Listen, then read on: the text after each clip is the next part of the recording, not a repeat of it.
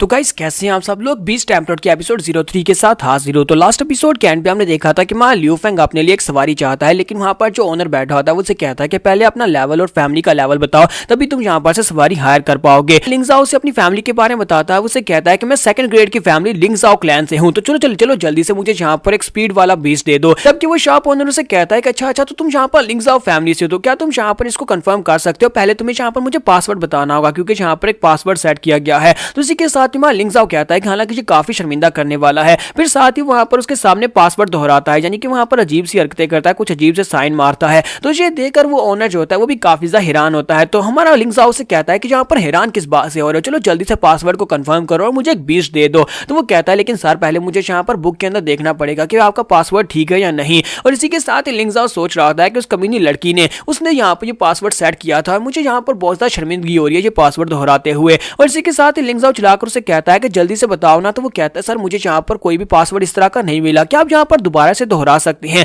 तो वो कहता है नहीं मैं ऐसा दोबारा नहीं दोहराऊंगा, जल्दी से बताओ कि तुम्हें यहाँ पर मिला या नहीं। तो वो कहता है हाँ ठीक है मुझे मिल गया। तो लिंगजाओ से कहता है कि अब जबकि तुम्हें यहाँ पर पासवर्ड मिल गया तो मुझे जल्दी से यहाँ पर डार्क शैडो पैंथर दे दो जो कि तेज है। तो वो कहता है लेकिन सर वो आपके लिए बिल्कुल भी नहीं है क्योंकि आपकी फैमिली का लेवल जो है वो इसके बराबर नहीं है। तो लिंगजाओ कहता है कि इस बात का क्या मतलब है, मैं सेकंड ग्रेड की फैमिली लिंगजाओ क्लैन से हूँ, तुम यहाँ पर मुझे एक लिपर्ड क्यों नहीं दे सकते। तो वो कहता है कि सर आपकी फैमिली का लेवल तो बहुत ज्यादा गिर चुका है। और ये बात सुनने के बाद लिंगजाओ बहुत ज्यादा हैरान होता है और कहता है कि मुझे जल्दी से बताओ कि लिंगजाओ क्लैन का फिलहाल का लेवल क्या है, वो डिमोट होने के बाद फर्स्ट लेवल पर पहुंच चुका है या फिर 0 लेवल पर है, कौन से लेवल पर है। एक साल में यहाँ पर इतना कुछ कैसे बदल सकता है, एक साल में लिंगजाओ क्लैन इतना ज्यादा कैसे गिर सकता है कि वो फर्स्ट लेवल या फिर 0 लेवल पर चला गया हो, इससे ज्यादा नीचे तो नहीं जा सकता ना। तो वो शॉप ओनर से कहता है कि सर माफ करना, असल में आपका लिंगजाओ क्लैन जो वो कंप्लीटली एलिमिनेट हो चुका है, यानी कि उसके में कुछ बचा ही नहीं है, वो खत्म हो चुका है। ये बात सुनते ही उसको बहुत बड़ा झटका लगता है। नंबर से नेक्स्ट सीन जो होता है व्हाइट पैलेस का दिखाया जाता है। तो व्हाइट पैलेस में जहां पर कैप्टन वापस आता है और उसे कहता है कि माय लेडी हम लोग उसे ढूंढ नहीं पाए, लगता है कि वो भाग गया है, उसकी स्पीड हमसे ज्यादा थी।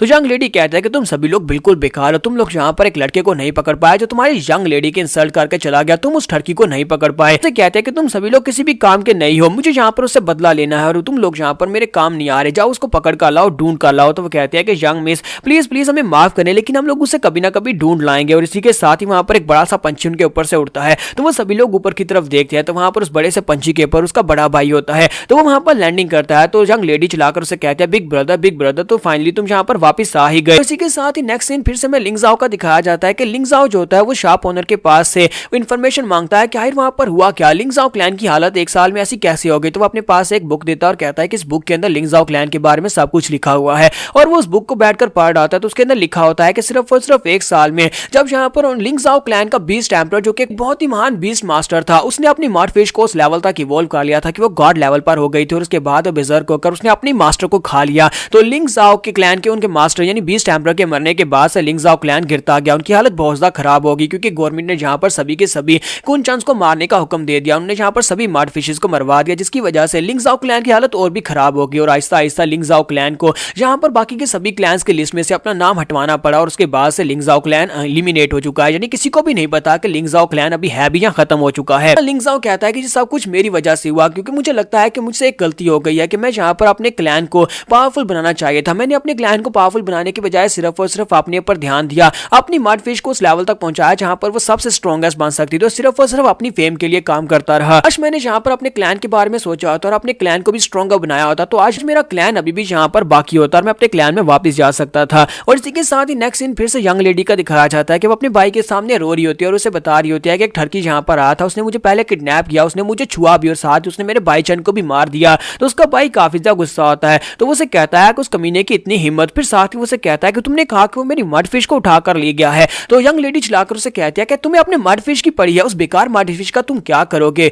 उसने मुझे छेड़ा, क्या तुम्हें इसकी परवाह नहीं है। तो वो उसे कहता है कि नहीं मुझे तुम्हारी परवाह है। यंग लेडी उसे कहती है वैसे तुम्हारी वो मडफिश बहुत ज्यादा स्ट्रॉन्ग थी। तो वो कहता है नहीं वो तो बहुत ज्यादा कमजोर है। यंग लेडी उसे कहती है लेकिन उसने मेरे पूरे के पूरे स्नेक को पूरे का पूरा निगल लिया था। तो भाई उसे कहता है कि हाँ मुझे उस स्किल के बारे में पता है कि मडफिश का एक स्पेशल स्किल है जो कि स्वालो करने का, यानी वो डिवावर कर सकती है, किसी भी चीज को डिवावर कर सकती है, उसकी भी एक लिमिट है। तो तुम्हारा भाईचंद वहां पर थोड़ा सा उसके साथ फाइट बैक करता था, मुझे नहीं लगता कि वो छोटी सी फिश उसको डिवावर कर सकती थी, वो बड़ी आसानी से उसको डिवावर कर सकता था। तो वो कहती है कि ऐसी बात है। तो उसका भाई उसे कहता है हाँ ऐसी बात है, मुझे लगता है कि तुमने यहाँ पर अपने व्हाइट स्नेक को अच्छे से ट्रेन नहीं किया था, तुम्हें उसे अच्छे से टेम करना चाहिए था ताकि तुम फाइट में उसे यूज कर सकती। तुमने यहाँ पर एक बहुत ही पोटेंशियल व्हाइट स्नेक जो कि लेवल 5 का स्नेक था उसको खो दिया। दिया है। तो उसकी बहन उसे कहती है लेकिन मैंने यहाँ पर उसे सिर्फ ऐसे ही नहीं गवाया बल्कि मैंने उससे फाइट की थी। तो वो कहता है हाँ हाँ मुझे पता है कि तुमने फाइट की थी। और इसी के साथ ही नेक्स्ट सीन फिर से हमारे लिंगजाओ का दिखाया जाता है जहाँ पर उसकी मार्ट फिश जो होती है वो खुद बहुत बाहर निकल आती है और आकर उसके चेहरे के साथ आकर उसको चाट रही होती है। तो हमारा लिंगजाओ से कहता है कि मुझे पता है कि तुम यहाँ पर मुझे कंफर्ट देने की कोशिश कर रही हो क्योंकि तुम्हें पता है कि मैं काफी ज्यादा उदास हूँ, लेकिन तुम्हें परेशान होने की जरूरत नहीं है, मैं गिव अप नहीं करूंगा।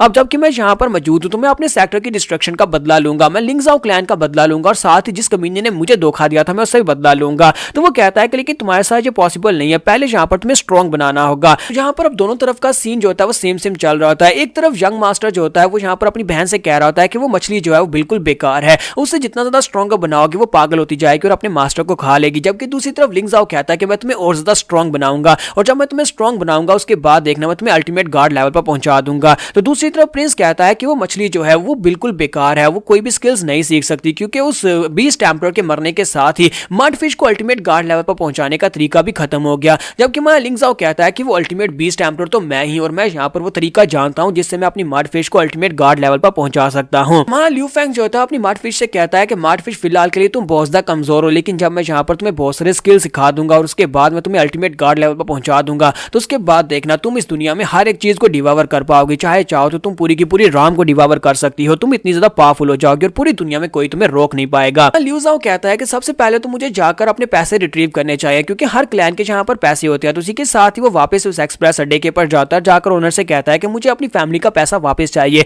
तो वो उसके पास से कुछ सिक्के निकालता है और उसे कहता है कि तुम्हारे लिए बस सही के सिक्के हैं, तुम्हारे बस यही पैसे मेरे पास बचे हुए थे। तो वो कहता है अच्छा ठीक है और वो उसे कहता है कि मुझे ये बताओ कि मुझे इसके साथ यहाँ पर सबसे ज्यादा चीपेस्ट राइड कौन सी मिल सकती है। और इसी के साथ ही वो उसे सबसे ज्यादा सस्ती राइड देता है जो कि एक पिगी होता है। तुम्हारे लिंगजाओ के पास और कोई चारा नहीं होता, वो बेचारा उसी पिगी के ऊपर बैठकर उस शहर से बाहर निकलता है। हालांकि वो सभी लोगों के सामने काफी ज्यादा शर्मिंदा हो रहा था, वो ना मुंह छुपा रहा होता है। तो लिंगजाओ कहता है कि मेरे लिटिल कुंचान तुम्हें बिल्कुल परेशान होने की जरूरत नहीं है, एक बार मुझे यहाँ पर बड़े सिटी में पहुंचने दो, वहां पर जाकर हम लोग स्किल शॉप में जाएंगे और तुम्हारे लिए एक स्किल खरीदेंगे। इसी के साथ ही वो थोड़ी देर में अगले टाउन में पहुंच जाता है जिसका नाम जियानलू टाउन होता है। तो जियानलू टाउन वहां पर आपको बहुत सारे बीस्ट दिखाई देते हैं क्योंकि यहाँ पर जो बीस्ट की दुनिया है तो सभी लोग यहाँ पर बीस्ट को टेम करते हैं और उन्हें अपने लिए यहाँ पर यूज करते हैं। तो हमें यहाँ पर बताता है कि ये बिल्कुल एक फैंटेसी कॉन्टिनेंट की तरह है जहाँ पर सभी लोग इन डिमोनिक बीस्ट और दूसरे बीस्ट को कंट्रोल करते हैं, उनको टेम करते हैं। यहाँ पर बीस्ट के साथ रहना बिल्कुल आम सी बात है, इंसान और बीस्ट मिलजुल कर यहाँ पर रहते हैं। यहाँ तक कि कुछ बच्चे या फिर कुछ बड़े भी यहाँ पर बीस्ट की फाइट करवाते हैं, जिस तरह से यहाँ पर पोकेमोन में फाइट्स होती है बिल्कुल वैसे यहाँ पर इनके पर बैट्स भी की जाती हैं। यहाँ पर इन सिटीज में आजकल की लाइफ में बीस्ट रखना ये आम सी बात है। तो वहाँ पर पिगी की राइड पूरी करने के बाद वो पिगी से कहता है कि अब सेफली अपने घर वापस चले जाओ।